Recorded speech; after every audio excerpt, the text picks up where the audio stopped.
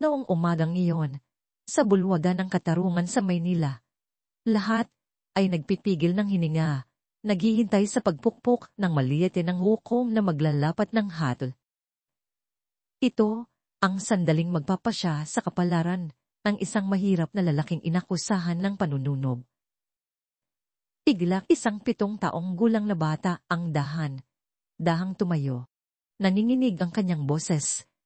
Ngunit malinaw itong umalingaw sa tahimik na korte. Kung palalayain niyo po ang tatay ko, tutulungan ko po kayong makatayo at makalakad ulit. Sa sobrang dalisay ng mga salitang iyon, napuno ng mahinang tawanan ang korte. Ngunit ang isang tanaming hindi mapaniniwalaan ng sinuman ay malapit ng magana. Nabalot ng manipis na ulap ang kalangitan ng Maynila noong umagang iyon. Ang sinag ng sumisikat na araw ay tumatagos sa mga sanga ng mga lumang puno ng akasya, gumuguhit ng tira, irasong liwanag sa lupa. Sa labas ng korte, dumarami ang mga tao habang lumilipas ang oras. Nagbubulungan sila, kumukuha ng litrato na parabang ang magsisimula ay isang malaking palabas at hindi isang paglilitis na magpapasya sa buhay at kamatayan ng isang tao.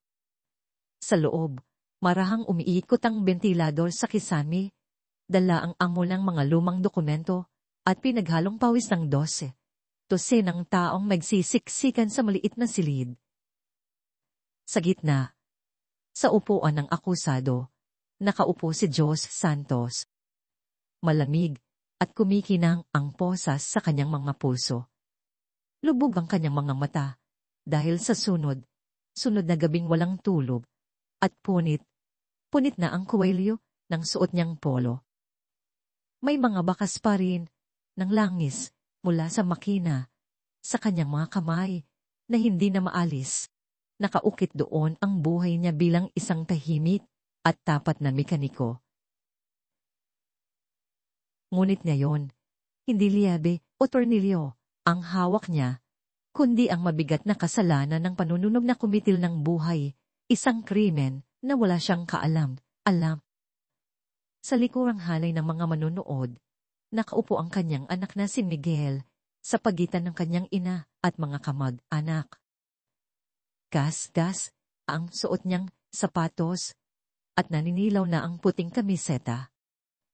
Ang kanyang malalaki at maiitim na mata ay diretso lamang na nakatitig sa kanyang ama. Hindi lubos na naiintindihan ni Miguel kung ano ang pinagtatalunan ng mga matatanda. Ang alam niya lang ay tinatawag na kriminal ang kanyang ama at walang tigil sa iyak ang kanyang ina hanggang sa halos mamaos ito. 7 taong gulang pa lamang siya, ngunit sa kanyang puso ay sumisibol na ang takot at isang matatag na determinasyon ang damdamin ng isang taong may gagawin. Kahit pa ang buong mundo ay hindi naniniwala sa kanya. Sa plataporma, nakaupo sa kanyang wheelchair si Hugo Arturo de la Cruz. Ang kanyang mukha ay kasing tigas ng isang estatwa. Nasa kalagitnaan siya ng kanyang 50 anyos. May mga puti ng buhok at malalim ang mga mata na parang malamig na salamin. 15 taon na ang nakalipas. Isa siyang bayani sa larangan ng batas. Kilala siya sa kanyang mahigpit, ngunit makatarungang mga desisyon hanggang sa isang aksidente sa sasakyan ng kumuha sa kanyang 2 binti.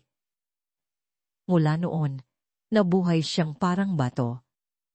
Nagtatrabaho, naglalabas ng hatol, pumipirma ng mga dokumento, ngunit bihirang magpakita ng emosyon. Sabi ng mga tao, ang batas na ang pumalit sa kanyang paniniwala, wala nang puwang para sa awa o himala sa kanyang puso. At ngayon, ang lalaking ito ang maglalapat ng hatol kay Jos Santos, isang hatol na maaring kumuha ng 10 taon o higit pa ng kalayaan mula sa habag na amang ito. Sa kaliwa ng hukom, isang batang piskal lang naglalahad ng kanyang argumento. Malamig at matigas ang kanyang boses, at bawat salita ay tumatama na parang pako. Ang akusado, si Jos Santos, dahil sa alitan sa pagitan niya at ng may arinang talyer na kanyang pinagtatrabahuhan, ay gumamit ng gasolina upang sunugin ito na nagresulta sa pagkamatay ng 2 trabahador. Ang mga salitang iyon ay parang patalim na tumusok sa taina ni Miguel. Ang naiintindihan niya lang ay ang panununog ay apoy at tinatawag na mamamatay. Tao, ang kanyang ama. Tumingin siya sa kanyang ina na halos magdugo na ang labis sa kakagat habang mahigpit na hawak ang manggas ng kanyang damit. Sa kabilang panig, ang abogado ni Jos, na pinagpapawisan ang noo, ay pilit na iginigiit na walang direktang ebidensya laban sa kanyang kliyente at posibleng depekto sa kuryente ang sanhi ng sunog. Ngunit mahina at pautal ang kanyang boses at halos walang nakikinig.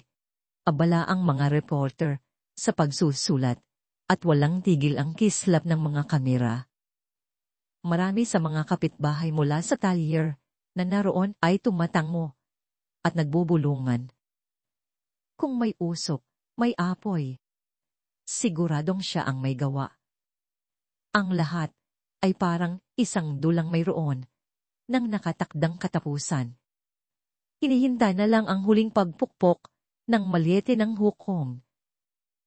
Habang lahat ay nakatingin sa plataporma, si Miguel ay nakayuko. Mahigpit na hawak ng kanyang maliliit na kamay ang isang kumintas. Nakasabit doon ang isang luma at nangingitim na palamuting pilak na hugis liyabe. Iyon lang ang tanging regalong natanggap niya mula sa kanyang ama. Miguel, anak, kahit mawala si tatay balang araw, tandaan mo, ang tama ay tama pa rin, kahit walang naniniwala sa iyo. Malinaw na bumalik sa kanyang isipan ang mga salita ng ama. Nagsimulang mamuo ang luha sa mga mata ni Miguel at kumabog ng malakas ang kanyang puso sa loob ng dibdib. Sa plataporma, nakarinig na si Hukom de la Cruz ng hindi mabilang na paglilitis at mga walang saysay na pakiusap. Tiningnan niya ang akusado, ang naghihinagpis na asawa sa likod nito at napabuntong. Hindi na sa kanyang isipan.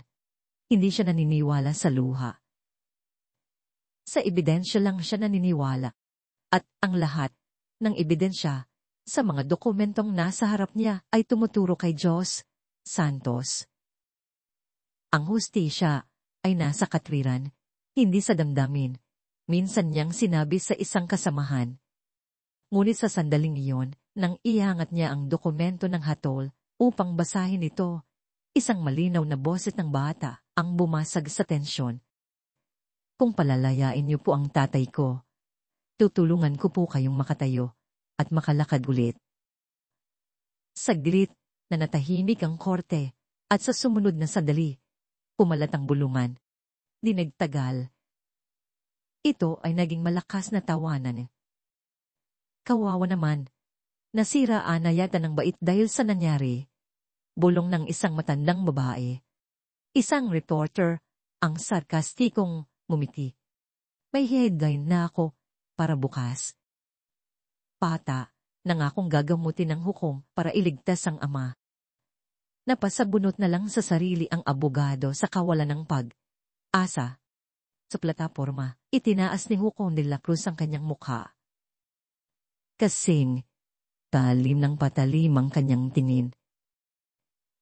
Ano nang sabi mo? Iyo?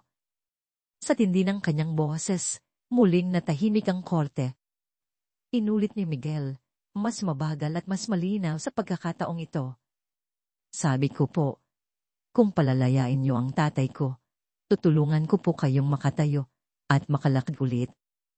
Tumatakbong lumapit ang kanyang inang si Lorna, umiiyak at hinila ang braso ng anak.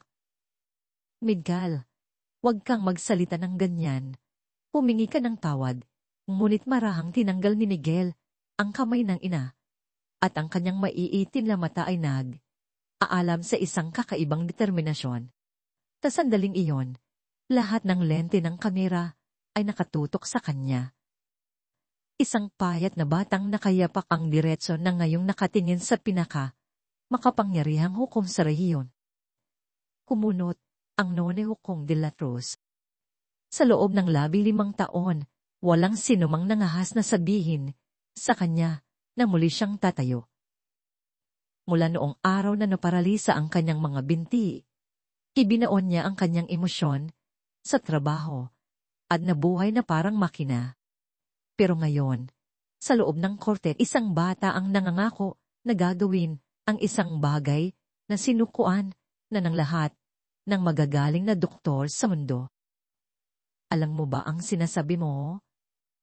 Tanong niya sa isang tuyop na boses. Tumango si Miguel. Puno pa rin ng katiyakan ng kanyang boses. Opo. Seryoso po ako. Muling nagkaroon ng tawanan. Ngunit sa pagkakataong ito, tila pilit at hindi na masaya. Mayroong isang bagay sa mga mata ng bata na pumipigil sa mga taong tumawa ng malakas. Ibinaling ni Hukom de la Cruz ang kanyang tingin. Handan ng pukpukin ng maliit para tapusin ang kalokohang ito. Ngunit biglang alinlangan ang kanyang puso. Ang basang buhok, dahil sa pawis, ang mga matang nagniningning na parang baga. Ang anyo ng batang iyon ay nagpaalala sa kanyang sarili noong unang panahon, noong naniniwala pa siyang ang hustisya ay hindi lamang katwiran, kundi mayroon ding puso. Salita lang ng bata yan. Huwag kang magpadala, sabi niya sa sarili, ngunit bahagyang nanginginig ang kanyang palad. Sa ibaba, nakatayo pa rin si Miguel. Mahigpit na nakakuyom ang kanyang maliliit na kamay.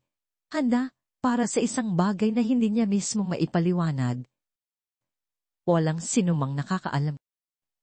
Nasa loob lamang ng ilang minuto, ang mahigpit na hukom na ito ay tunay ng tatayo at lahat ng nasa korte ay masasaksihan ang isang pangyayaring higit pa sa kayang unawain ng tao. Ang korte ay parang isang lata ng sardinas. Puno ang mga upuan at may mga tao pang nakatayo sa pasilyo. Ang amoy ng lumang papel, pawis, at marahil ay kape na dala ng isang tao ay naghahalos sa maalinsangang hangin na nagdudulot ng inis sa lahat. Ngunit walang sinumang gustong umalis. Alam ng lahat, tulad ng ibinulong ng isang reporter sa kanyang kasamahan, na magiging isang magandang palabas ang paglilitis na yon. Nakayuko si Jos Santos sa upuan ng akusado. Gusot ang kanyang damit at bahagyang nanginginig ang mga kamay niyang nakapatong sa kanyang tuhod.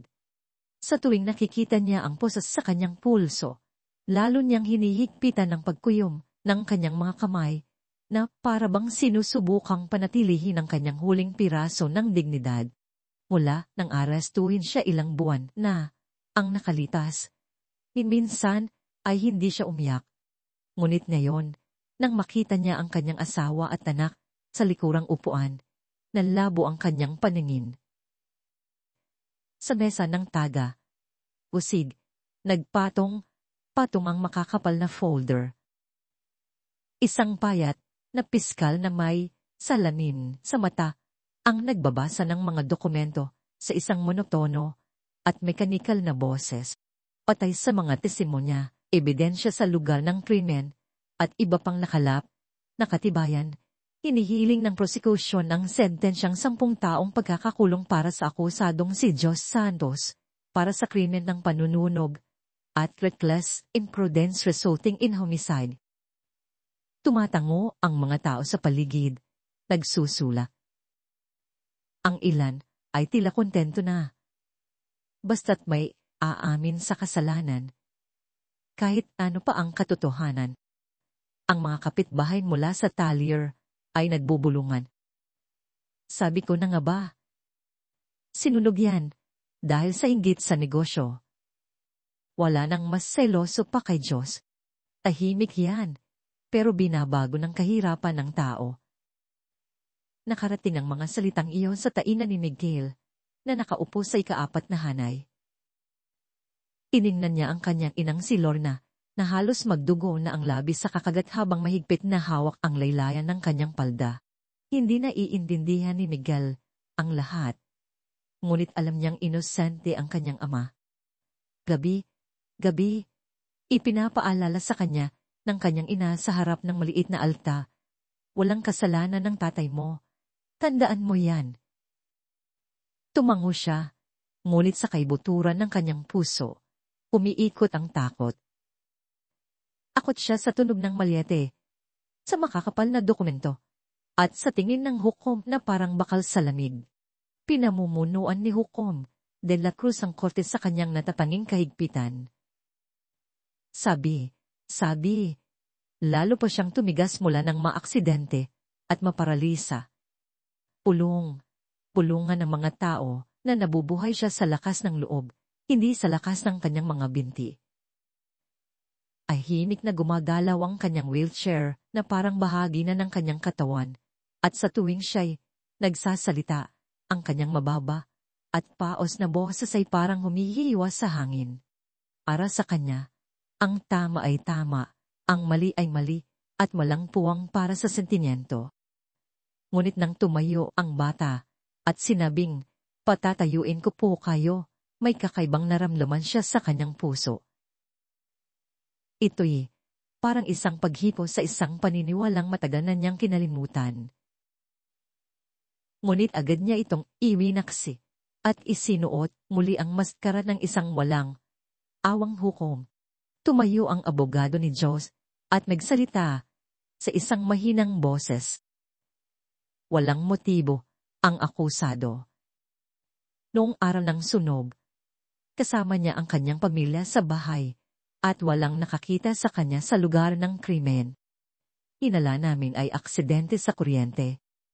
Isang reporter sa harap ng bahagyang ngumiti. Aya na naman ang gasgas na linang yan. Sumabat ang piskal. Walang bisehan ang sinasabi ng depensa. Nasa maayos na kondisyon ang sistema ng kuryente. Sa kabilang banda, may nakitang fingerprint ng akusado sa isang lalagyan ng gasolina na nakuha mula sa bodega. Muling umingay ang korte. Kung ganoon, tapos na ang usapan, sabi ng isang tao. Kawawa naman, hindi na makakatakas ang ama ng batang yan. Mumiwi ang isang babae. Napayuko si Miguel. Hinawakan ang strap ng kanyang bag. Gusto niyang isigaw na walang dalang lalagyan ng gasolina ang kanyang ama. Na yon ay para panghugas lang ng pyesa. Ngunit kahit sabihin niya, walang maniniwala. Ulit na lumitaw sa kanyang isipan ang imahe ng kanyang ama na naka-overalls, ang amoy ng langis, at ang malanbing na boses nito, Miguel, magpakabait ka, ha? Uwi ako ng maaga bukas. Sa plataporma, bahagyang pinupok ng hukom ang malyete at sinabi sa isang marinal na boses, tatahimikan. Ang tunog na iyon ay parang hato mula sa langit at lahat ay napakisilot. Tumingin si Hukom de la Cruz sa mga manunood. Napansin ang umiiyak na si Lorna at pagkatapos ay ang batang katabi nito. Kakaiba ang kislap sa mga mata ng bata. Sa gitna ng takot, mayroong liwanag doon na matagal na niyang hindi nakikita kaninuman. Ang liwanag ng ganap na pagtitiwala. Iniwas niya ang kanyang tingin at sinubukang pakalmahin ang kanyang sarili sa pamamagitan ang pagbabasa ng buod ng mga dokumento. Tumingin si Miguel sa paligid. Ang lahat ay parang naghihintay ng isang palabas. Ang mga estudyante ng abogasya sa isang sulok ay nagtatawanan. Ito ay isang tipikal na krimen ng mga mahihirap, sabi nila. Hindi niya alam ang ibig sabihin ng mahihirap. Ngunit naramdaman niyang minamaliit nila ang kanyang ama. Isang pakiramdam ng kahihiyan ang kumalat sa buong katawan niya at nagsimulang manginig ang kanyang maliliit na kamay. Nang matapos ang piskal sa kanyang argumento na puno ng bulungan ng kote, ang ilan ay akala'y ibababa na ang hatol at nagsimulan ng tumayo. Napaupo na lang ang abogado. Dinaramdam ang kanyang kawalan ng magawa. Tinakpan ng ina ang kanyang mukha, nanginginig ang mga balika. Naramdaman ni Miguel na may bumara sa kanyang lalamunan. Hindi maaring magtapos ng ganito. Kung may makita kang mali, kahit bata ka pa, huwag kang matakot magsalita. Ang mga salita ng kanyang ama ay sumiklab na pang-apoy sa kanyang isipan. Nang hawakan ni Hukom de la Cruz ang dokumento ng hato at akmang babasahin ito, biglang tumayo si Miguel. Isang matinis na tunog ng upuan ang umalinaw-ngaw at maraming tao ang lumingon. Lumakad siya patungo sa gitna ng pasilyo at sinabi sa isang malakas at malinaw na boses na umabot sa buong kote. Kung palalayain niyo po ang tatay ko, tutulungan ko po kayong makatayo at makalakad ulit. Pagkatapos ng isang sandali ng katahimikan, na puno ng bulungan ng kote, may ilang tumawa, may ilang umiling. Sabay na kumislap ang ilang kamera. Itinaas ng Hukom ang kanyang mukha at pinaningkitan ng mata ang bata. Walang sinasabi ang kanyang mahigpit na mukha. Tinitigan niya lang ang bata ng matagal. Ang kanyang tingin ay may halong galit at pagtataka. Napakalunok si Miguel, ngunit hindi siya umatras. Wala siyang plano. Wala siyang mahika. Ang mayroon lang siya ay isang matinding paniniwala na kung wala siyang gagawin, mawawala ang lahat sa kanyang ama. Ano nang sabi mo? Tanong ni Hukom de la Cruz sa isang paos at mabigat na boses. Sabi ko po, kung palalayain niyo ang tatay ko, tutulungan ko po kayong makalakad ulit. Halos sumabog sa tawanan ang kote. Ngunit sa sulok ng mesa ng Hukom, isang ibang alon ang tahimik na dumarating. Pahagyang nanginginig ang kamay ng Hukom.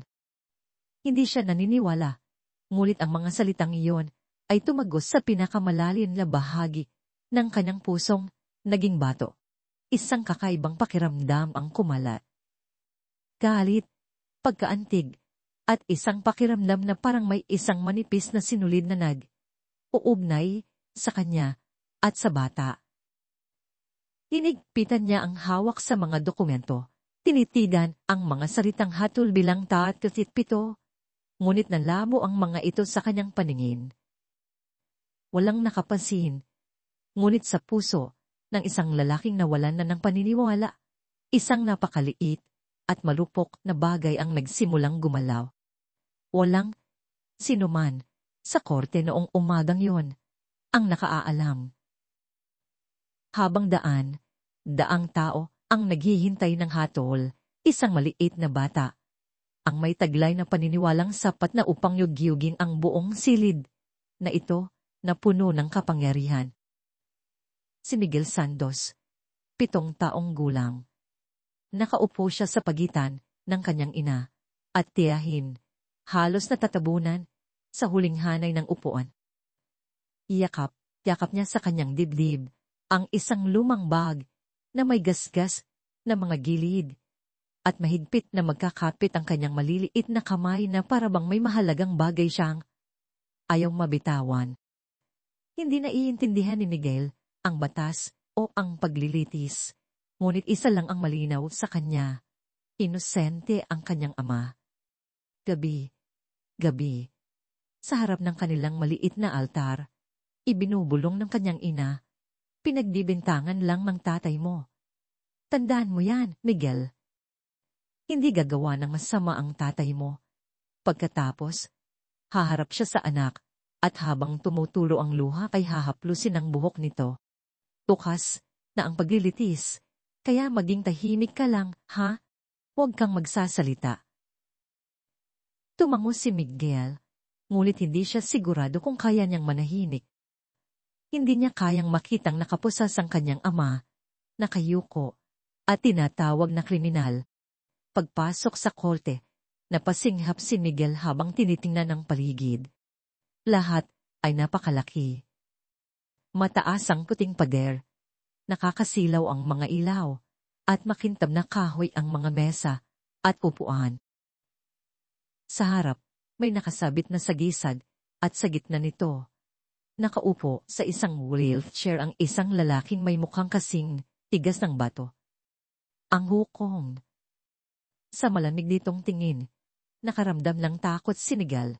Pabulong siyang nagtanong sa kanyang ina, mahuhuli po ba si tatay ng taong yan? Nanigas ang mukha ng kanyang ina at hinigpitan ng hawak sa kamay niya. Huwag ka nang magsalita. Pinanood ni Miguel ang kanyang ama na mukhang napakaliit sa pagitan ng dalawang pulis. Nang mapansin siya ng ama, pilit itong ngumiti. Nakita ni Miguel na namumula ang gilid ng mga mata nito at alam niyang peki ang ngiting iyo. Gusto niyang tumakbo at yakapin ito, ngunit mahigpit siyang pinigilan ng kanyang ina. Ang tanging nagawa niya ay hawakan nang mahigpit ang palamuting hugis liyabe sa kanyang bulsa. Umaon ang metal sa kanyang palad na parabang sinasabi sa kanya na magpakatatag. Isang reporter na malapit sa kanila ang pabulong na nagsabi sa kasama, anak ng akusalo. Kawawa naman, siguradong wala siyang kumuwang. Narinig ni Miguel ang mga salitang iyon, ngunit hindi siya kumibo. Sanay na siya sa ganoong awa, isang awang mas nakakainsulto kaysa nakakagaan ng loob. Hindi ko kailangan ng awa ng kahit sino. Ang mahalaga, alam kong tama ko. Umalingaw-ngaw sa isipan niya ang mga salita ng kanyang ama. Sinimulan niyang libutin ng dingin ng buong kote na parabang hinahanap kung ano ang itsura ng hustisya. Ngunit ang nakikita niya lang may mga dokumento, mga taong nagsusulat, mga kamera, isang orasan sa pader, at mga nakakunot na noo. Walang tumitingin sa kanyang ama bilang isang tao. Lahat sila ay tinitingnan siya bilang isang kaso, isang numero. Sa unang pagkakataon, nakaramdam si Miguel ng ganoong klaseng galit. May mainit na bagay na umakyat sa kanyang dibdib at napakuyon siya ng kamay. Noon, umalingaw-ngaw ang mababa at paos na boses ni Hukom de la Cruz na nagpabalik kay Miguel sa kasalukuyan. Katahimikan. Pinasa nito ang mga sakdal sa isang walang emosyong boses. Bawat salita ay parang batong ibinabato sa puso ni Miguel. Tiningnan niya ang kanyang ina. Nakayuko ito. Nanginginig ang mga kamay, at ang mga labi ay gumagalaw na parang nagdarasal. Tiningnan niya ang kanyang ama. Nakapikit ito at nakayuko. Sa sandaling iyon, naunawaan ni Miguel. Kung walang magsasalita, dito na magtatapos ang lahat. Hindi niya alam ang batas o ang ebidensya. Ang alam niya lang ay kung mananahimik siya, mawawala ang kanyang ama. Mula nang mangyari ang sunog, maraming sinasabi ang mga matatanda. May nagsasabing na, Fran, pap si Diyos, dahil tumanggi ito sa isang iligal na kontrara. May nagsasabing aksidente lang sa kuryente. Ngunit nakahanap ang mga pulis ng isang lalagyan ng gasolina na may fingerprint niya. Dahil doon, naging walang saysay ang lahat ng paliwanag. Si Miguel lang ang nakakaalam na ang lalagyan na iyon ay para pang ugas ng piyesa. Tinulungan pa nga niya minsan ang kanyang ama na isulat ang panglinis gamit ang isang marker. Ngunit sino ang maniniwala sa isang batang nasa ikalawang baitang? Kahit sa ina niya, pumiling lang ito. Walang maniniwala sa atin. Kaya itinago ni Miguel ang lihim na yon sa kanyang dibdib. Naniniwala si Miguel na kung inosente ang kanyang ama, may isang taong makakakita ng katotohanan. Marahil, ang hukom na iyon. Ngunit nang makita niya ang mukha nitong parang bakal sa lamig, nagsimula siyang mawalan ng pag-asa. Nooy, napadako ang tingin niya sa mga binti ng hukom. Sa ilalim ng diretsyo niyang pantalon, ang mga binti ay naninigas at hindi gumagalaw. Narinig niyang naparalisa ito dahil sa isang aksidente. Sa kung anong dahilan, isang kakaibang ideya ang pumasok sa isip ni Miguel. Kung may nawala rin sa kanya, baka maintindihan niya ang sakit na nararamdaman ni tatay. Nagpatuloy ang paglilitis, at lahat ay pagod na, ngunit hindi inalis ni Miguel ang tingin sa kanyang ama. Nang humingi ng 10 taong pagkakakulong ang piskal, napahagugol ang kanyang ina, at si Diyos ay yumuko na lamang. Walang tumutol. Para bang tinalikuran na sila ng buong mundo. Sa sandaling iyon, tumayo si Miguel. Hindi dahil sa biglaang udyok. Tumayo siya dahil naramdaman niyang may isang napakalaking pagkakamali ang nagaganap. Nakita niya ang kawalang katarungan sa mata ng isang bata. Bago pa man siya magsalita, naalala niya ang sinabi ng kanyang ama, kung may sira, makinaman mo tao, huwag mong basta isusuko. Huminga siya ng malalim at nagsalita. Boses ng bata, ngunit umalingaw ito ng mas malakas kaysa sa anumang argumento. Kung palalayain niyo po ang tatay ko, tutulungan ko po kayong makatayo at makalakad ulit. Ang mga salitang niyon ay hindi basta ulidyok, kundi isang pinagharong paniniwala, pagmamahal, at lahat ng kayang isiksik ng isang bata sa dalawang pangungusap. At sa sandaling iyon, ang imposible ay nagsimulang maganap. Ang nanginginig, ngunit malinaw na boses ng 7 taong gulang na bata. Bawat salita ay may bigat na nagpalingon sa lahat ng matatandang naroroon. Ang unang tumawa ay isang batang reporter sa harap. "Skopto," sabi niya sabay tapik sa balikat ang kasama. Sumunod ang iba, pangtawanan. Pata lang yan. Hindi niya alam kung ano ang korte, sabi ng isang matandang abogado habang umiiling. Ang langit-ngit ng mga upuan, ang kislap ng mga kamera. Sa gitna ng mabigat na korte, para bang nakahanap ng libangan ang mga tao. Sa gitna ng tawanan, bahagyang naninig ang malikat ni Miguel, ngunit hindi siya umatras.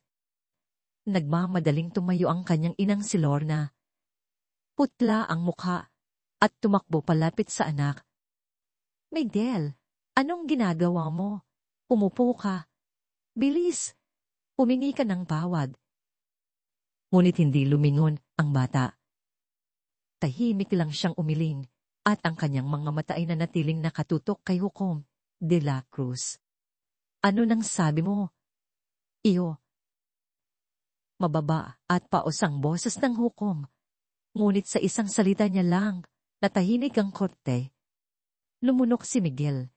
At nang hindi umiiwas sa tingin nito, inulit niya ang sinabi. "Mas, may katiyakan sa pagkakataong ito." "Sabi ko po, kung palalayain niyo ang tatay ko, tutulungan ko po kayong makatayo at makalakad ulit." Pagkatapos ng isang sandali ng katahimikan, muling umugong ang mapanlibak na tawanan. Ngunit hindi tumawa si Hukom de la Cruz. Ang kanyang mga kamay sa braso ng wheelchair ay bahagyang kumuyom. Matagal niyang tinitigan ng bata. Sa malinaw nitong mga mata, walang bakas ng panloloko o kasinungalingan, anging purong paniniwala. At ang paniniwalang iyon, ang nagpagulo sa kanya. Mula nang maaksidente, hindi na siya naniniwala sa mga doktor, sa relihiyon, o sa mga dasal. Ang pinaniniwalaan na lang niya ay katwiran at ebidensyang nahahawakan at nabibilang. Ngunit ngayon, isang bata ang nagsasabing gagawin niya ang isang bagay na imposible para sa medisina. Pinaningkitan niya ang kanyang mga mata at sinabi sa isang boses na may bahid ng sarkasmo, "Alam mo ba kung gaano na ako katagal na paralisado?" Agad na sumagot si Miguel. 15 taon po. Nagulat ang kote. Paano nalaman ng isang bata ang ganoong detalye? Nadyo natinag din si Juan de la Cruz. 15 taon. Napakatungpak ng numerong iyon.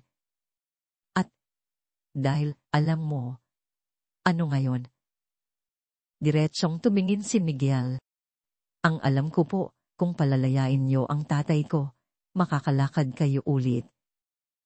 Inosente po ang tatay ko. Kailangan niyo lang pong maniwala. Maniwala lang. Ang simpleng mga salitang iyon ay parang isang maliit na patalim nang humiwa sa baluti ng katwiran na binuo niya sa loob ng 15 taon. Naalala niya ang aksidente sa highway. Sinabi ng mga doktor na hindi na siya makalakad muli. Pinaniwalaan niya iyon at mula noon, wala na siyang pinaniwalaan. Ang paniniwala ay isang luho para sa kanya. Ngunit ang batang nasa harap niya ay nagparamdam sa kanya, kahit sa isang saglit, na gusto niyang subukang maniwala. Sinubukan ng abogado na ayusin ang sitwasyon, ngunit pinigilan siya ni Juan de la Cruz. Hayaan mo siya. Pakinggan natin hanggang dulo. Walang sinuman ang akalang ang mahigpit ng hukom ay magpapakita ng interes sa sinasabi ng isang bata. Nagpatuloy si Miguel. Hindi po masamang tao ang tatay ko. Alam niyo po dapat yan. Alam niyo naman po ang pagkakaiba ng mabuti sa masama. Di ba? Kung palalayain niyo po ang tatay ko, malalaman niyong totoo ang sinasabi ko. Umakbang siya, pasulong. Nagniningning ang kanyang maiitim na mata. Alam ko pong takot kayo, sabi ni Miguel. Akot kayong maniwala kasi takot kayong maloko ulit. Pero kung hindi kayo maniniwala sa kahit ano, hindi kayo magiging malaya habang buhay. Ang mga salitang iyon ay tumusok sa kaibuturan ng kaluluwa ng lalaki. Napapikit si Juan de la Cruz. Umalit ang mga alaalang pilit niyang kinakalimutan. Ang tunog ng nagbabangga ang metal, ang sigaw ng mga tao, ang amoy ng gasolina. Ang araw na iniwan siya ng kanyang asawa. Nabuhay siya sa katahimikan, sama ng loob, at sa baluti ng katwiran. Ngunit ang batang ito, walang takot na sinabi ang hindi kayang sabihin ng iba. Hindi niyo po kailangang maniwala sa akin. Kailangan niyong maniwala sa sarili niyo. Sa unang pagkakataon, tunay na alinlangan ng tingin ng hukong. Matagal niyang tinitigan ang bata. Sa likod ng kanyang mga matang pagod na, isang napakaliit na liwanag. Parang baga ng isang namamatay na paniniwala ang kumislap. Sa upuan ng akusado, pinanood ni Diyos ang lahat na may halong sakit at pagmamalaki sa kanyang mga mata. Hindi niya maintindihan kung ano ang ginagawa ng kanyang anak. Ngunit sa kaibuturan ng kanyang puso, sumibol ang isang malabong asa na maaring may magbago. Humina ng malalim si Juan de la Cruz at bumulong na parang sa sarili lang, "Iho, hindi mo alam kung ano ang sinusubukan mong gisingin." Pagkatapos ay lumingon siya sa clerk at sinabing, 5 minutong pahinga. Pumukpok ang malite sa mesa. Sa tuyot na tunog nito, may bahid ng paninginig.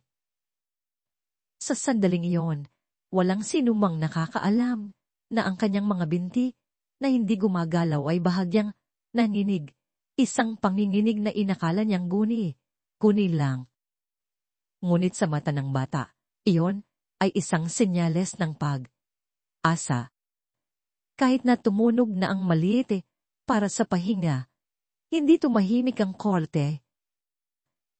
Sinubukan ng clerk na pabalikin ang bata sa upuan, ngunit bago pa man, humakbang si Migit pasulong. Sa malamig na baldosa, ang kanyang gasgas na sapatos ay gumawa ng isang mahina, ngunit tiyak na tunog. Lahat ay nakatingin sa kanya. Isang payat na 7 taong gulang na bata, nakatayo sa isang maringal na espasyo ng kapangyarihan at katwiran. Ang kanyang mga mata ay nagniningning hindi dahil sa luha, kundi sa isang malinaw na liwanag ng paniniwala. Hindi niya alam kung bakit kaya niyang lumapit sa lalaking nasa wheelchair. Ang alam niya lang, may isang bagay na mas malakas kaysa sa takot ang nagtutulak sa kanya.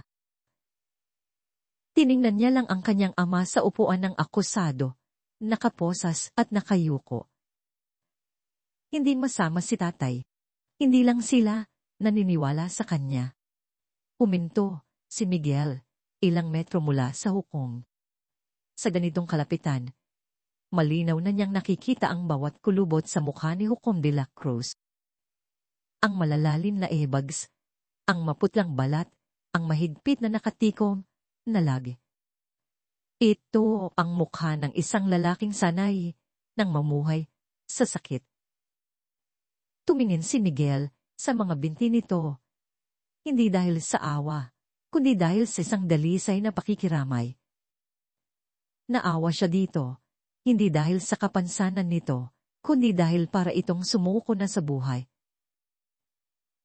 Sa likuran, nagpipigil ng hininga ang kanyang inang si Lona. Hindi siya makapagsalita, anging mga luha lang ang dumadaloy sa kanyang pisngi. Diyos ko, sana po huwag siyang gumawa ng kalokohan. Bulong niya, ngunit sa isang bahagi ng kanyang puso, nararamdaman niyang sinusubukan ng kanyang anak na gawin ng isang bagay na may tapang na wala siya. Si Diyos naman ay nakatitig lang sa anak. Sa sandaling iyon, naunawaan niya na ang kanyang maliit na anak ang gumagawa ng bagay na matagal na niyang gustong gawin. Ang isigaw ang pinaniniwalaan niyang tama sa gitna ng isang baluktot na mundo. Itinaas ni Miguel ang kanyang mukha at kahit mahina ang kanyang boses, umabot ito sa bawat sulok ng korte. Sabi niyo po, walang himala sa korte. Pero nakakalimutan niyo po, may mga katotohanang hindi kailangan ng himala. Pagyang umingay ang korte. Tiningnan ng hukom ang bata, may halong galit at pagtataka. Sinisermunan mo ba ako, iho? Umiling si Miguel. Hindi po. Gusto ko lang po kayong maniwala. Pinagbintangan lang po ang tatay ko. Inasan niyo po ang mga papel, pero hindi niyo po tiningnan ang tatay ko. Tingnan niyo po ulit siya. Ganyan po ba ang mata ng isang taong may kasalanan? Saglit na alinlangan ang tingin ng hukom. Sanay na siyang tumingin lamang sa mga dokumento, selyo, at konklusyon. Kailan niya ba ang huling beses na tinitigan niya sa mata ang paong kanyang hinahatulan? Umakbang pa si Miguel, at habang napipigil ang hininga ng lahat, dahan siyang lumuhod. Ang kanyang maliliit na tuhod ay dumikit sa sahig at ipinatong niya ang kanyang payat na mga kamay sa ibabaw nito. Nakikiusap po ako. Huwag niyo pong kunin ang tatay ko dahil lang sa isang pirasong papel, sabi ni Miguel habang nanginginig ang boses. Kung palalayain niyo po ang tatay ko, makakalakad po kayo. Pangako po. Narinig ang hagulgol ng kanyang ina. Sa likod, isang kilalang babae ang nagpunas ng mata gamit ang panyo. Maging ang batang reporter na may hawak na kamera ay huminto sa pagkuha ng litrato at tinitigan ang nakaluhod na bata. Napakaliit niya, nanginginig ang kanyang mga balikat, ngunit ang kanyang tingin ay seryoso, na walang sinuman ang makatatawa pa. Ang kanyang boses ay may lakas ng isang primitibong paniniwala, Hindi lang simpleng pagmamaktol ng isang bata. Sa tingin mo ba kailangan kong pakinggan ang isang bata? Tanong ni Hukom de la Cruz sa isang mababa at tuyot na boses. Itinaas ni Miguel ang kanyang muka. Hindi niyo po kailangang pakinggan ang sinasabi ko. Ang kailangan niyo pong pakinggan ay ang sarili ninyong boses.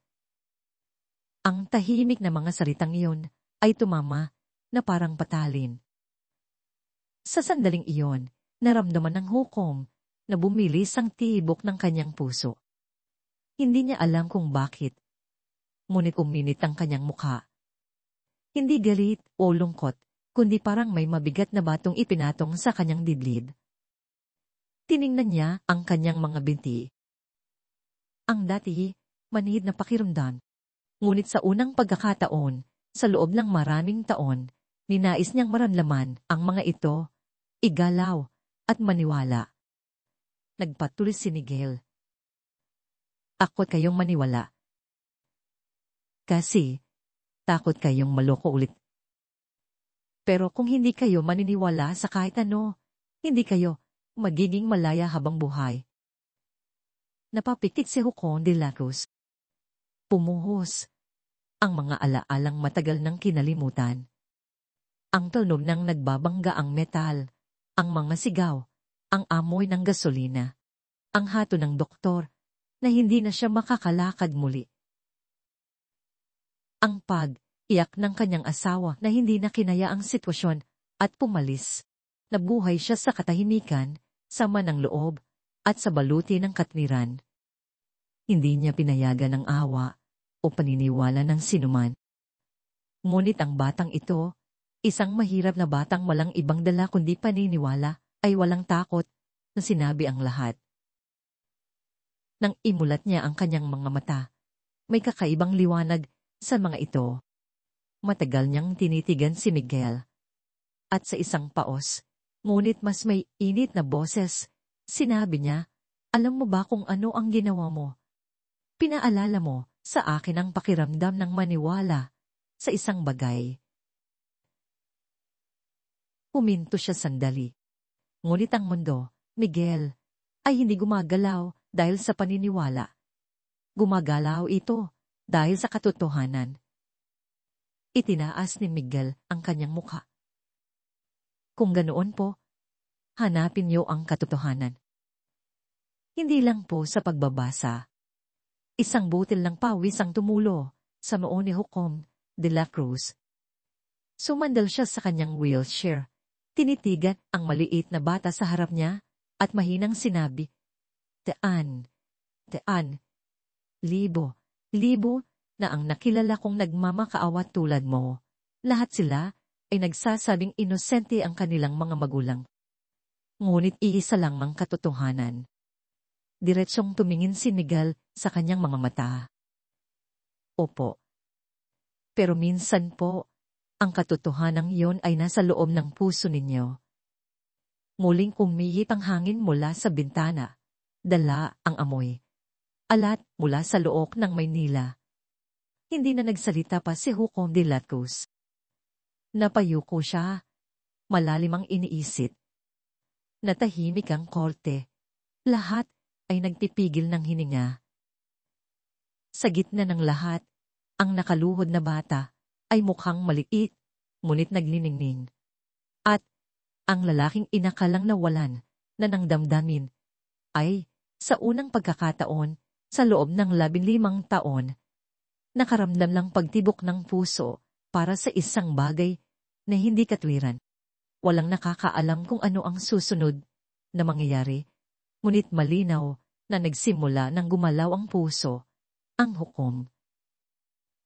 At kasabay nito, sa kaibuturan ng kanyang katawan, ang kanyang mga binting inakala niyang patay na ay bahagyang naninig, na parang tumutugon sa isang tawag. Nagbago ang hangin sa loob ng kote. Tuluyang nawala ang tawanan, tanging ang tunog na lang ng hangin na nagpapagalaw. Sa mga kurtina ang naririnig. Lahat ay nakatutok sa payat na batang nakaluhod sa sahig. Nakatayo lang doon si Lorna. Ang anak niya na dati takot kahit sa kulob lang ay ngayon. Sa harap ng daang tao ay kinakaharap ang makapangyarihang hukom sa bansa. Miguel. Tama na. Anak, pakiusap. Nawala ang kanyang boses sa pagikbi. Gusto niyang tumakbo at hilahin ito. Ngunit parang ipinako ang kanyang mga paa sa sahig. Ang takot at isang malabong kutob na sinusubukan ng kanyang anak na gawin ang isang bagay na may tapang na wala siya, ang nagpatigil sa kanya. Tumingin si Miguel sa lalaking naka-wheelchair. Namumula ang kanyang mga mata sa luha, ngunit hindi nawala ang kislap nito. Dahan niyang inabot ang kanyang nanginginig na maliliit na kamay at marahang ipinatong sa tuhod ng hukom. Ang una niyang naramdaman ay lamig. Sa ilalim ng magaspang na tela ng pantalon, ang balat ay parang yelo. Huwag na po kayong matakot, sabi niya sa isang boses na halos sila lang ang nakarinig. Maniwala lang po kayo. Napasinghap si Hukom de la Cruz. Sa loob ng 15 taon, halos walang sino mang humipo sa kanya. Ang mga nurse at doktor, sa likod ng malamig na guwantes, ay humihipo lang bilang obligasyon. Na parabang ang paghipo sa kanya ay isang ipinagbabawal na pagpapakita ng awa. Ngunit ngayon, ang mainit, nanginginig. Ngunit tapat na maliliit na kamay na ito ay walang aalinlangang nakapatong sa kanyang tuhod. Sa sandaling iyon, malinaw niyang naramdaman ng kanyang katawan. Ang paralisadong mga binti, ang puyot na mga kamay na nakahawak sa braso ng wheelchair at ang kakaibang bilis ng tibok ng kanyang matandang puso. Sinubukan niyang tanggalin ang kamay ng bata, ngunit napakagaan nito, pat hindi niya kayang saktan. Ano nang ginagawa mo? Tanong niya. Hindi namamalayang tumaas ang kanyang boses. Sumagot si Miguel. Wala po. Gusto ko lang pong ipaalala sa inyo na buhay pa kayo. Ang mga taong buhay, kayang magsimula ulit. Sa mga salitang iyon, nanikip ang dibdib ni Hukom de la Cruz. Nakarinig na siya ng daang sermon at walang lamang pagpapalakas ng loob. Ngunit wala pang salitang ganito katindi ang tumama sa kanya. Ang inosenteng boses ng bata ay pang yumayanig sa buong katawan niya mula sa 15 taong pagkakatulog. Ang mayaman, tingnang matandang babae sa harap na kanina ni tumatawa, ay ngayon nakayuko. Isa sa mga pulis na nakatayo sa tabi ni Diyos ay tumalikod upang itago ang namumuong luha. Si Diyos mismo ay hindi na napigilan ng pag-iyak. Miguel, tama na, anak. Ayos lang si tatay. Sigaw niya sa isang paos na boses. Ngunit hindi nakinig si Miguel. Diretso lang siyang nakatingin sa mata ng hukom. Nabuhay po kayo ng maasa sa batas. Pero nakalimutan na po ng batas ninyo ang mga tao. Patuloy na bumulong ang bata. Walang sinunog ang tatay ko. Gusto niya lang pong mabuhay ng marangal. Kayo rin to, gusto niyo lang mabuhay ng mapayapa. Pero iba po ang payapa sa pagiging buhay. Bawat salita ay parang marahang tumatapik sa kaluluwa ni Hukom de la Cruz. Uminit ang kanyang ulo at naging mabigat ang kanyang paghinga. Galit at takot. Akot siyang maniwala. Baka kung maniwala siya, may isang bagay na gumungo. At noon nangyari. Sa kanyang paralisadong tuhod, nakaramdam siya ng kakaibang sensasyon. Isang napakaliit na mainit na agos. Akala niya ay kuni lang. Ngunit unti itong naging malinaw at kumalat pababa sa kanyang binti. Napatsinghap siya. Ang pakiramdam ay mahina, ngunit napakatotoo na hindi na niya magawang huminga. Tumingin siya kay Miguel. Ngunit nakapikit lang ang bata, gumagalaw ang mga labi, na parang nagdarasal. Natahimik ang kote. Lahat ay nanonood. Ang mahigpit na hukom na hinahayaang hipuin ng isang bata, ang kanyang tuhod. At ang akusadong ama na nakatingin sa anak na may gulat na ekspresyon. Wala nang tumatawa. Ang hangin sa silid ay naging tila sagrado. Dahang iminulat ni Miguel ang kanyang mga mata. Kita niyo na po. Hindi po ako ang gumawa niyan. Kayo po, mismo, ang nagsisimulang makaramdam. Huminga si Jucon de la Cruz at napayuko. Nanginginig ang kanyang mga balikat. Sanay siyang manghusga, ngunit ngayon, siya ang hinuhusgahan ng isang bata. Hindi sa kasalanan, kundi sa paniniwala. Isang malakas na hangin ang pumasok sa bintana, pinagalaw ang mga kurtina, at ikinalat ang mga dokumento sa sahig. Ang kalusko ng mga papel ay umalingaw na parabang ang langit mismo ay nanonood sa sandaling iyan. Sabi po ni tatay, nanginginig ang boses ni Miguel. Kapag may nasira, ituin lang at paniwalaan at aayos din daw po. Ganoon din po kayo. Ang mga salitang iyon ang naging huling tulak. Itinaas ni Jucom de la Cruz ang kanyang mukha. Pula ang kanyang mga mata at tumaas ang kanyang boses. Hindi mo maiintindihan. Wala na akong pinaniniwalaan. Tinitigan siya ni Miguel at mahinahong sinabi, kung ganoon po, magsimula po kayo ulit. Ngayon, dito mismo. Walang sinumang nakakaalam kung ano ang nangyari sa puso ng Jucom sa sandaling iyon. Ngunit nakita ng lahat na ang kanyang tingin ay hindi na madilim, kundi naglalabas ng isang kakaibang liwanag na may halong takot, pagkaantid, at pag-asa. Para bang ang isang lalaking patay na sa loob ng kanyang sariling katawan ay ngayon magigising. At sa mabigat na kote, na yon, habang daang tao, ang nanonood, ang maliit na kamay ng isang mahilap na bata ay nagpanginig hindi lang sa puso, kundi pati na rin sa mga binting inakala ng isang lalaking hindi na kailanman magbabago.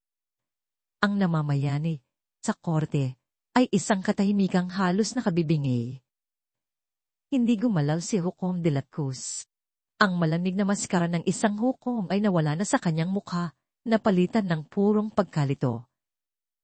Ang kanyang tingin ay balik sa pagitan ng batang nasa harap niya at ng mga manonood. Dosenang pares ng mata ang naghihintay sa kanyang reaksyon. Isang sigaw, galit, o isang pagtanggi upang tapusin na ang kalokohang ito. Ngunit wala siyang magawa. Sa ilalim ng init ng maliit na kamay, sa kanyang paralisadong tuhod, nararamdaman niya ang isang bahagyang kirot, parang libong maliliit na karayom ang marahang tumutusok dito. Akala niya'y guni lang. Madalas itong mangyari kapag pagod siya o kapag nagbabago ang panahon. Ngunit iba ngayon. Ang pakiramdam ay dahan, ngunit tiyak na kumakalat pababa sa kanyang binti. Isa itong banayad, na init, na parabang muling dumadaloy ang dugo. Nagpigil siya ng hininga. Natatakot siyang kung hihinga siya ng malakas, baka mawala ang pakiramdam na ito. Isang babae sa harapang nagsalita sa isang paos na boses. Tingnan niyo, gumagalaw. Ang binti ng Jucom. Dahil sa mga salitang yon, usog ang ilang tao. Lahat ng tingin ay nakatuon sa Jucom at ang bulungan ay hindi natawanan, kundi puno na ng pagdududa. Imposible. Aralisado siya. Hindi pa rin makapagsalita si Jucom de la Cruz. Sa kanyang isipan, libong tanong ang uniikot. Guni. Natural na reaksyon ng nerbiyos o pagbabago lang ng presyon ng dugo. Ngunit anuman ito, naroon ang pakiramdam. Napakatotoo at nakakatakot. Nakatikit pa rin si Miguel. Sabi po ni tatay, sabi niya sa isang nanginginig na boses, kapag may nasira, huwag mong isusuko. Ipuin mo lang at maniwala ka, at gagana ulit. Ganoon din po kayo. Hindi po kayo sira. Nakalimutan niyo lang pong maniwala. Ang inosenteng mga salitang iyon, sa kung anong dahilan, ay tumusok sa dibdib ng bawat isa. Ang pulis na katabi ni Diyos ay naalala ang kanyang maliit na anak na babae sa bahay. Kapag pagod ka, tay, tulog ka lang. Paggising mo, malakas ka na ulit, sabi ng bata. Tiningnan ni Hukom de la Cruz ang bata. Pabigat ng pabigat ang kanyang paghinga. Kahit anong pilit niyang maging kalmado.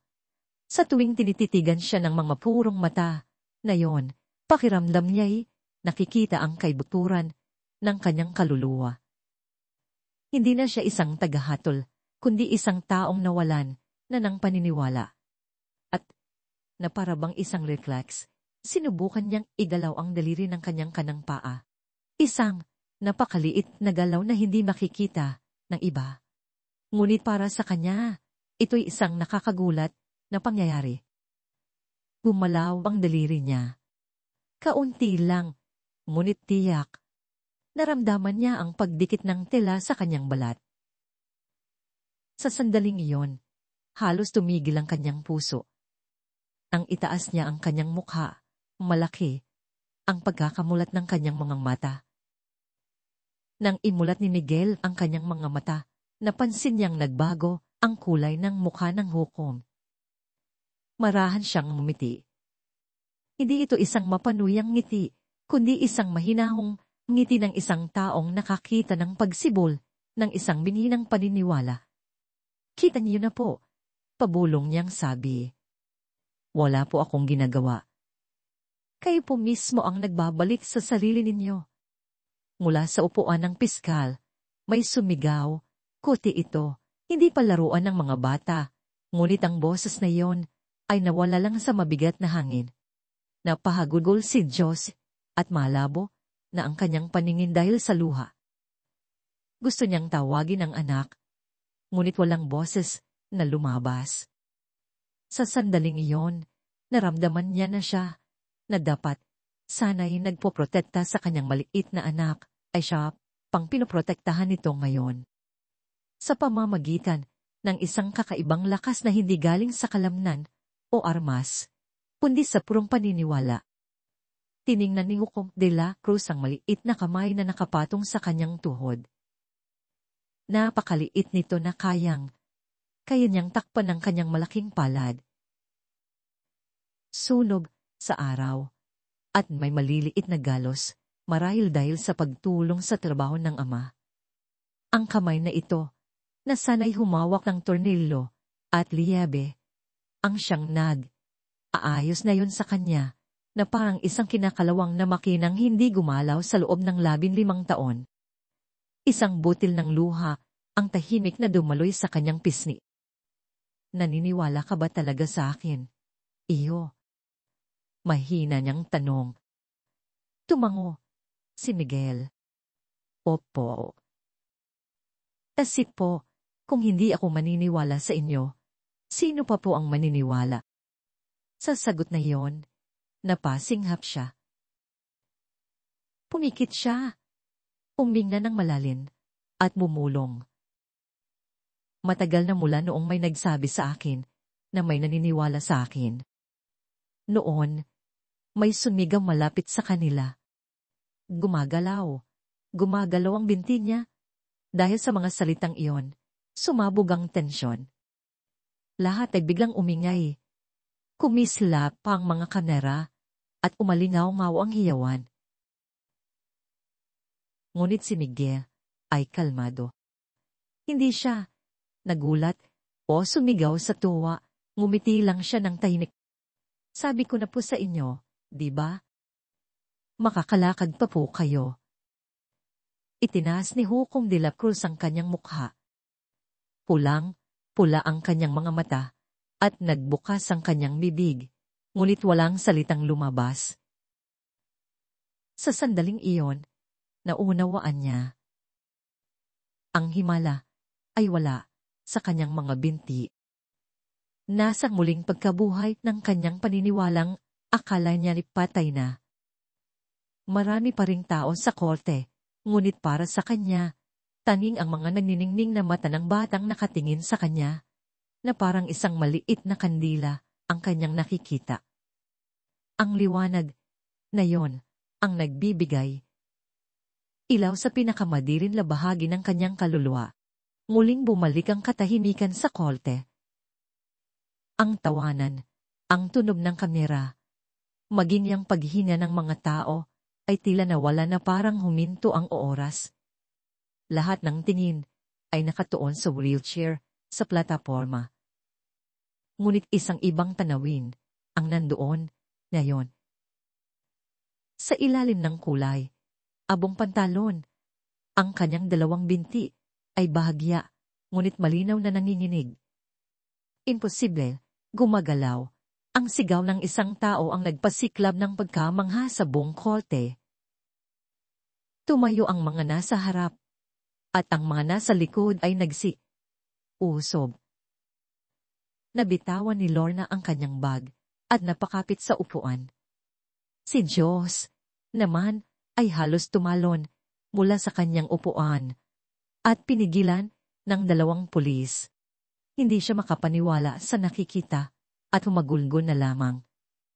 Tinitigan ni Hukom de la Cruz ang kanyang mga binti. Malaki ang pagkakamulat ng kanyang mga mata, puno ng gulat, at pagkalito na para bang kagigising lang mula sa isang mahabang panaginip. Ang huling beses na naramdaman niya ang kanyang katawan ay 15 taon na ang nakalipas. Isang gabi kung saan siya nakahandusay sa dugo at umuugong ang sirena ng ambulansya. Mula noon, tuluyan nang nawala ang pakiramdam sa kanyang ibabang katawan. Ngunit ngayon, tiyak na nararamdaman niya ito. Isang mainit na sensasyon na kumakalat mula sa kanyang tuhod hanggang sa kanyang buko. Na, para bang ang kanyang mga binting akala niyang patay na ay tunay nang nanginginig. Nanginig ang buong katawan niya, at mahigpit niyang hinawakan ang braso ng wheelchair. Namuti ang kanyang mga kuko, at pinagpawisan ang kanyang noo. Huminga siya ng malalim para pakalmahin ang sarili. Ngunit mabilis ang pagtaas, baba ng kanyang dibdib. Nakita ng lahat na nanginginig ang kanyang mga balikat, at pagkatapos ay napayuko siya. May ilang reporter na angat ng kamera, ngunit agad din itong ibinaba. Naintindihan ng lahat na hindi ito isang sandali para itala, kundi isang sandali para tahimik na saksihan. Nakaluhod pa rin si Miguel. Ang kanyang maliliit na kamay ay nasa tuhod pa rin ng Hukom, at mahinahon siyang nakangiti. Na para bang alam niyang ito ay isang himala, hindi isang bagay na dapat talagang mangyari. Ang ngiting iyon ang nagdulot ng kakaibang katahimikan sa magulong korte. Nararamdaman ko, umalingawang paos at garagal na boses ni Hukom de la Cruz. 15 taon, akala ko'y hindi ko na muling mararamdaman. Hindi na niya na ipagpatuloy ang sasabihin.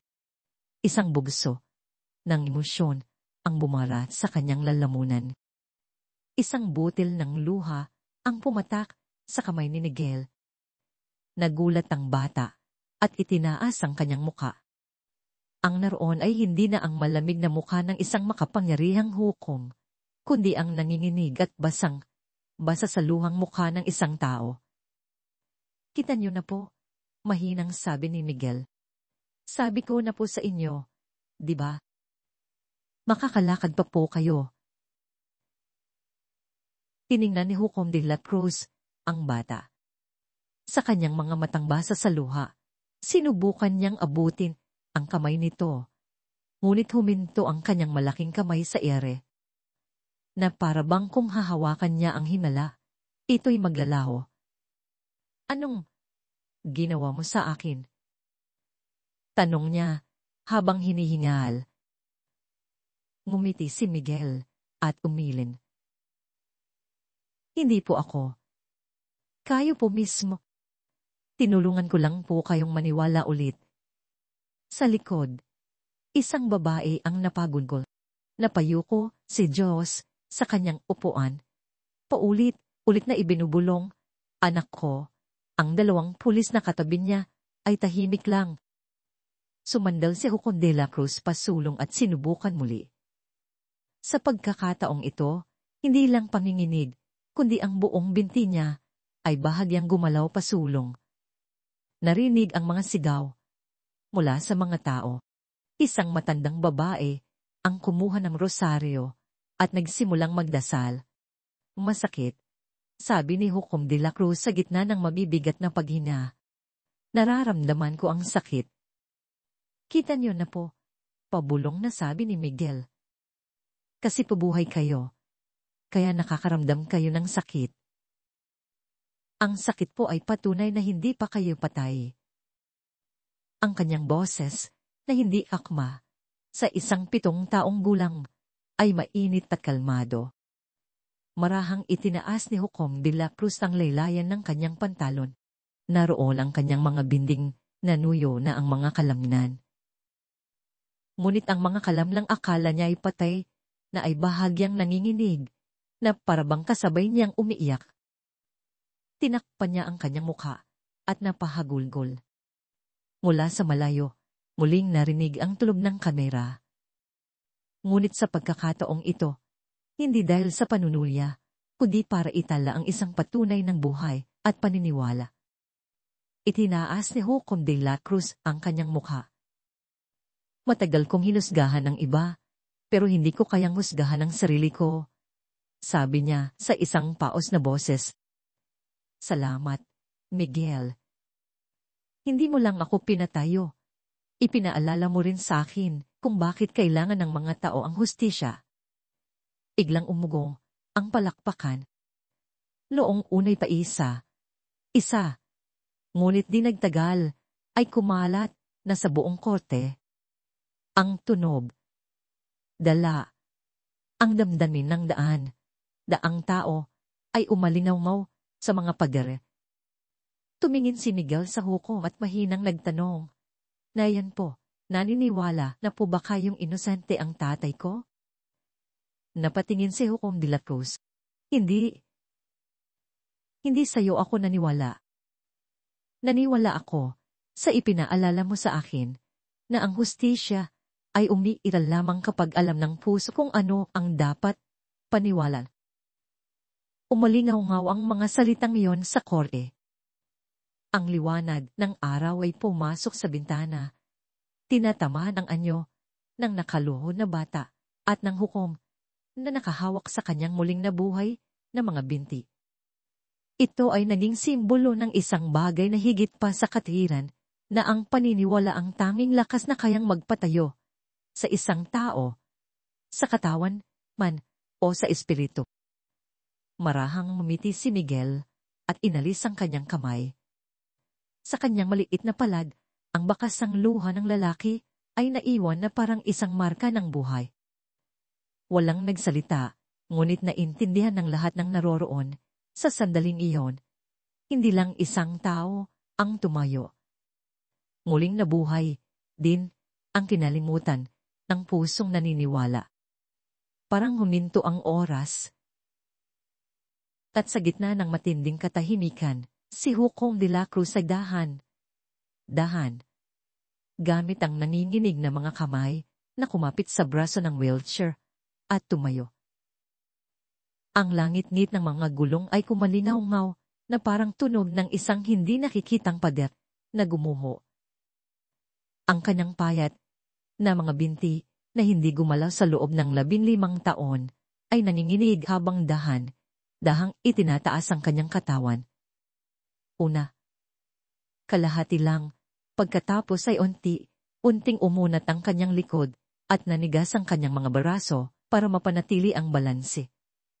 Isang pigil na tunog na may halong sakit at tuwa ang lumabas sa kanyang bibig. Nanginginig ang kanyang mga tuhod, ngunit tiyak na sinusuportahan nito ang kanyang sariling biga. Sumabog ang korte, sigawan, iyakan, paghinya, at palakpakan ang naging isang bagyo ng tunog. Napaupo si Lola sa kanyang upuan, hawak ang dibdib at paulit-ulit na ibinubulong, "Totoo ba to? Si Diyos naman, tulala lang." Pinapanood ang lahat sa gitna ng kanyang mga luha. Isang pulis na may mga matang puno ng paghanga ang tumapik sa kanyang balikat. "Tingnan niyo po ang anak ninyo." Sa plataporma, nanginginignan, tuluyan nang nakatayo si Hukom de la Cruz. Para siyang babagsak, ngunit kinaya niya. Bawat paghinga ay parang kumukuha ng lahat ng kanyang lakas, ngunit ito ang kanyang unang paghinga bilang isang taong muling isinilang. Tiningnan niya ang kanyang nanginginig na mga binti, at pagkatapos ay si Miguel sa ibaba. Nakaluhod pa rin ang bata, nakatingin sa kanya, na may mahinahong ngiti, na parabang alam niyang darating ang sandaling ito. "Nakatayo ako," sabi ni Hukom de la Cruz sa isang boses na kasing hina ng hangin. 15 taon. Akala ko'y hindi na mangyayari. Dahan niyang ipinatong ang kanyang nanginginig na kamay sa balikat ni Miguel. "Salamat, Miguel. Hindi lang dahil sa mga binti ko. Pinaalala mo sa akin na tao pa rin ako." Ngumiti si Miguel at hinawakan ng magaspang nitong kamay. "Nakalimutan niyo lang po kung paano tumayo. Hindi po nawala ang lakas ninyong tumayo." Sa mga salitang iyon, nanikip ang dibdib ni Hukom de la Cruz. Ama. Hindi lang ang kanyang mga binti, kundi pati ang kanyang puso ay paralisado. Dahil sa takot, kawalan ng tiwala, at sa baluti ng katwiran. At ang batang ito ang nagpakawalas sa lahat ng hindi nakikitang kadena na yon. Muling umugong ang palakpakan. Sa pagkakataong ito, isang dalisay na palakpak ng paghanga. Nakaposas pa rin si Diyos, ngunit ang kanyang puso ay malaya na. "Anak ko," sabi niya sa gitna ng paghitbi. "Ipinagmamalaki ka ni tatay." Lumingon si Miguel at ngumiti sa gitna ng kanyang mga luha. Tumingin si Hukom de la Cruz sa korte, at ang kanyang boses ay mababa, ngunit malakas na umalingaw-ngaw. "Mga kababayan, ang hustisya ay wala sa upuang ito na inuupuan ko o sa mga dokumentong hawak ko. Nasa tapang ito na maniwala sa tama kahit papagtawanan ng buong mundo." Itinuro sa akin iyan ng batang ito. Umarap siya kay Miguel, may pagod, ngunit mainit ng ngiti. At ngayon, natutulan kong tumayo muli. Hindi lang gamit ang mga binti, kundi gamit din ang puso. Isang malakas na palakpakan ang umalingaw-ngaw, tumawid sa mga pasilyo, at humalo sa hanging alat ng Maynila. Tumingin si Miguel sa Hukom at mahinang sinabi, "Ngayon po, naniniwala na po ba kayong inosente ang tatay ko?" Sa tanong na iyon, natigilan si Hukom de la Cruz. Tiningnan niya ang kanyang mga binti. Nanginginig pa rin, ngunit hindi siya bumabagsak. Nawala ang ulap ng pagkiling at malamig na katwiran sa kanyang mga mata. Dahan, na parang inuukit ang bawat salita, sinabi niya, "Naniniwala ako. Ang isang taong kayang magpatayo ng iba ay hindi maaaring maging anak ng isang kriminal." Ang mga salitang iyon ay umalingnaw na parang kulob. Napahagulgol si Lorna at napasubsob si Diyos sa mesa, nanginginig ang mga balikat. Isang pulis ang tahimik na alis ng kanyang posas. Malaya ka na. Walang utos, walang tumutol. Naintindihan ng lahat na ang hustisya sa araw na iyon ay hindi nagmula sa isang hatol, kundi sa paggising ng kaluluwa ng isang tao. Humarap si Hukom de la Cruz sa bata at yumuko ng malalim. Ang hukom na uukulan ng paggalang ng daang tao ay ngayon, yumuyuko sa isang 7 taong gulang na bata. Salamat, Miguel, sabi niya sa isang nanginginig na boses. Itinuro mo sa akin na minsan, ang tama ay wala sa batas, kundi nasa puso ng isang tao. Tumayo si Miguel, pinunasan ng kanyang luha, at ngumiti. Ang gusto niya lang ay iligtas ang kanyang ama. Ang maniwala na mananalo ang kabutihan. Hindi niya alam na ang kanyang inosenteng paniniwala ay nagligtas sa isang kaluluwang namamatay na sa loob ng katwiran. Ang liwanag ng araw ay pumasok sa bintana, gumuguhit ng 2 anino. Isang mataas, isang mababa. Isang nakabawi ng kanyang mga binti, isang nagpaningning sa paniniwala ng tao. Mula sa malayo, narinig ang tunog ng mga alon mula sa look ng Maynila, na para bang ito ang saksi sa isang kwentong hindi pinaniwalaan ng sinuman. Nang dahang ihakbang ni Hukom de la Cruz ang kanyang unang hakbang sa loob ng 15 taon, naintindihan ng mga tao, ang himala ay hindi ang pagtayo ng isang paralisadong tao. Ang himala ay ang pagluhod ng puso ng tao sa harap ng dalisay na paniniwala. Tumingin si Miguel sa kanya at ngumiti. Sabi ko na po sa inyo, iba, makakalakad kayo. Marang tumango si Hukom de la Cruz at ipinatong ang kanyang nanginginig na kamay sa balikat ng bata. At dahil sa iyo, nalaman kong ang hustisya ay kaya ring tumayo ng matatag. Habang umuugong ang palakpakan, dahang ibinaba ni Hukom de la Cruz ang kanyang mga kamay, nakatayo, nang tumid sa unang pagkakataon sa loob ng 15 taon. Sa isang katahimikang halos marinig na ng lahat, ang tibok ng kanilang mga puso, pinanood nila ang kanyang unang hakbang. Naninginig, mahina, ngunit isang tiyak na hakbang na pasa ng bigat ng 15 taon ng paralisis. Ngayon, nasasihan ko ang isang bagay na hindi ko kailanman pinaniwalaan sa buong buhay ko. Nanginginig, ngunit malinaw ang kanyang boses sa korte. Isang batang walang kapangyarihan o aralan ang may taglay ng isang bagay na nawala na sa ating mga matatanda. Paniniwala at habag. Sa kanyang kadalisayan, ipinaalala niya sa akin na ang hustisya ay wala sa matataas na upuan, kundi na sa puso ng isang tao. Tumingin siya sa korte at unting lumakas ang kanyang boses. At ngayon, bilang isang tagapamahala ng timbangan ng hustisya, ibabalik ko sa isang inosenteng tao ang isang bagay na hindi dapat nawala sa kanya. Napasinghap ang korte. Akala pa rin ni Diyos ay nananaginip siya. Tanging ang lamig ng posas sa kanyang pulso ang nagsasabing totoo ang lahat. Dahan, ngunit tiyak, lumakad si Hukom de la Cruz gamit ang sariling mga paa patungo sa harap ni Diyos. Nagkakamali ang tao kapag humusga siya gamit ang katwiran. Ngunit kapag nakita ng puso ang katotohanan, hindi ito magkakamali, sabi niya. Matapos kong suriin muli ang mga tala, ang mga testimonya, at higit sa lahat, ang mga mata ng batang ito, naunawaan ko. Ikaw ay walang kasalanan.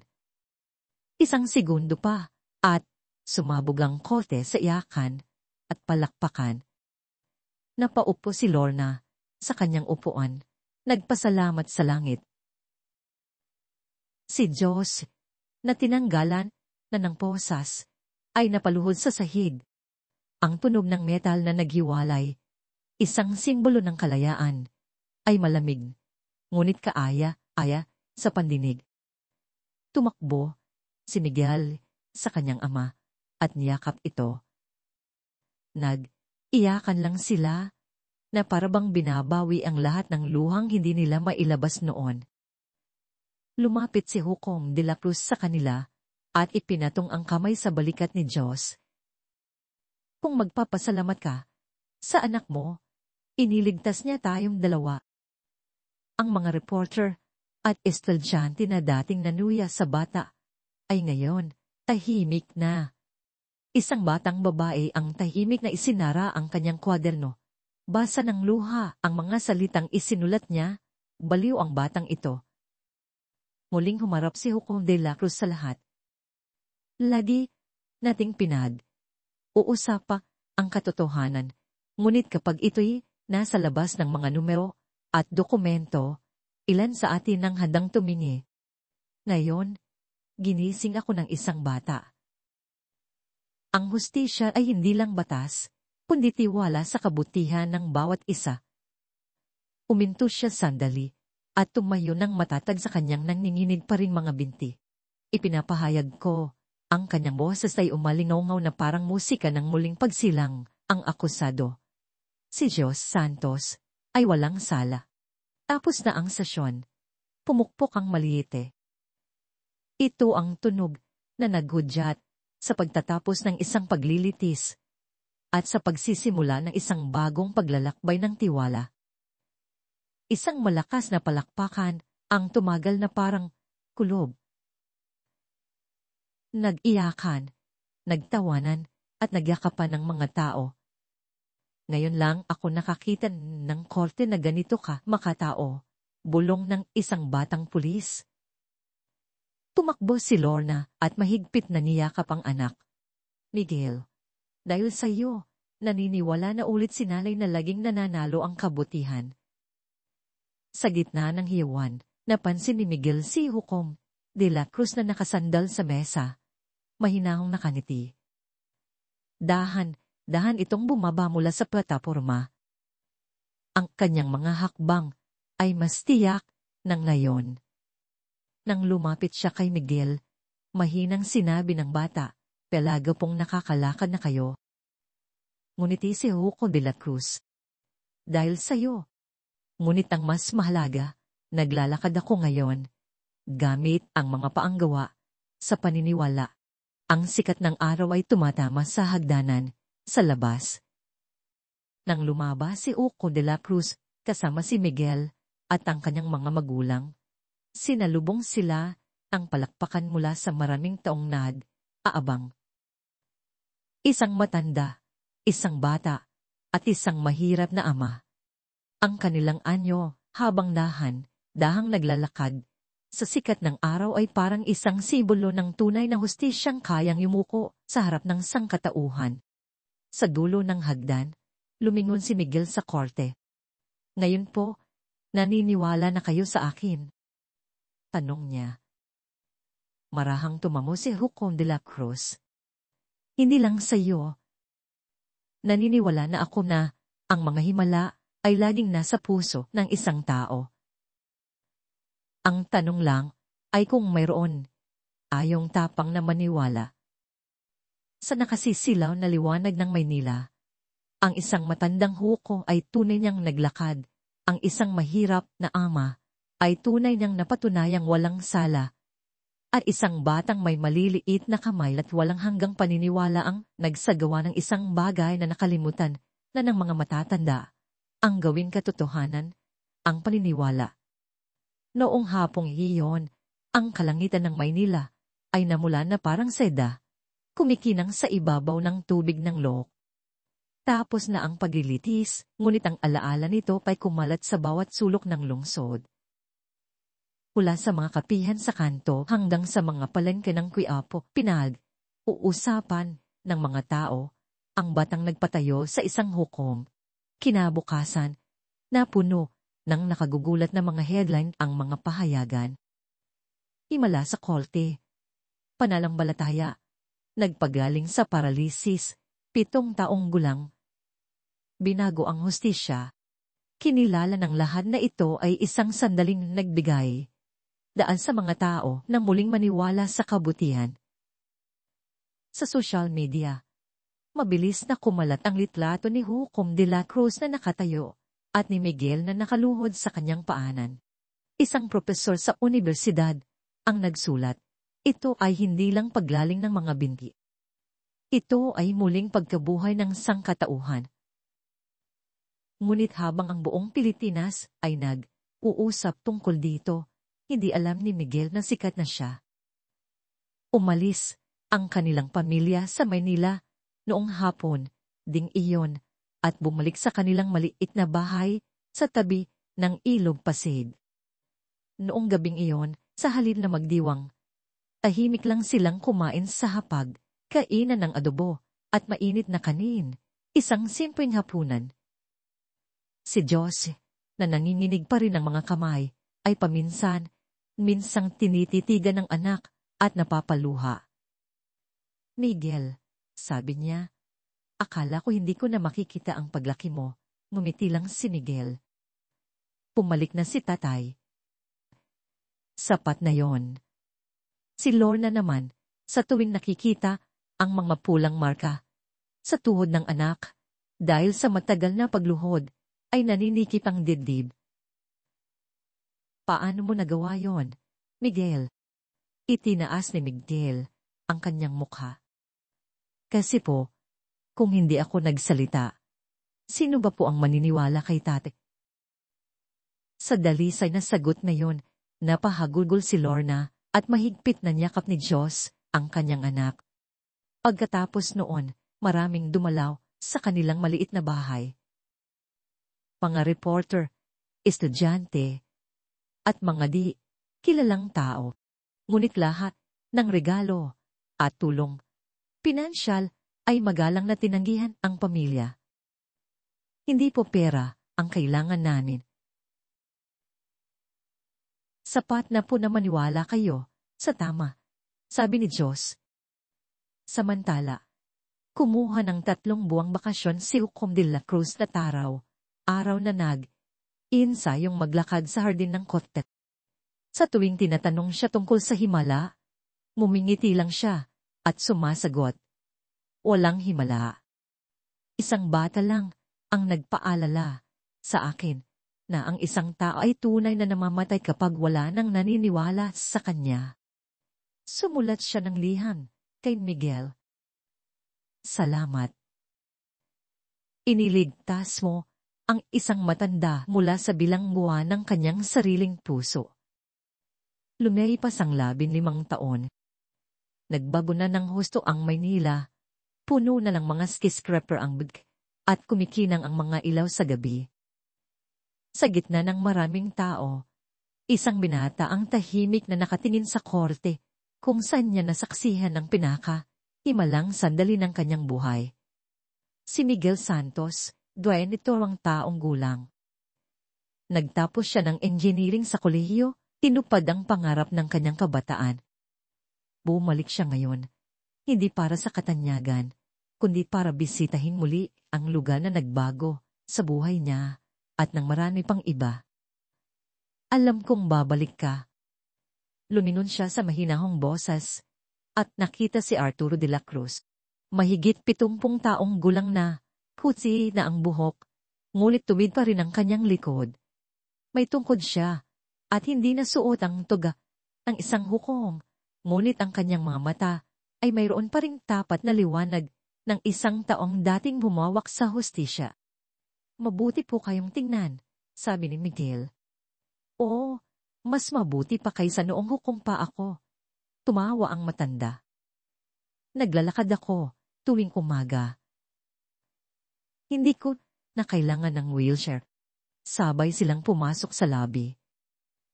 May malaking litratong nakasabit sa pader. Ang litrato noong araw na yon, kung saan nakatayo si Arturo habang umiiyak at si Miguel ay nakaluhod sa kanyang paanan.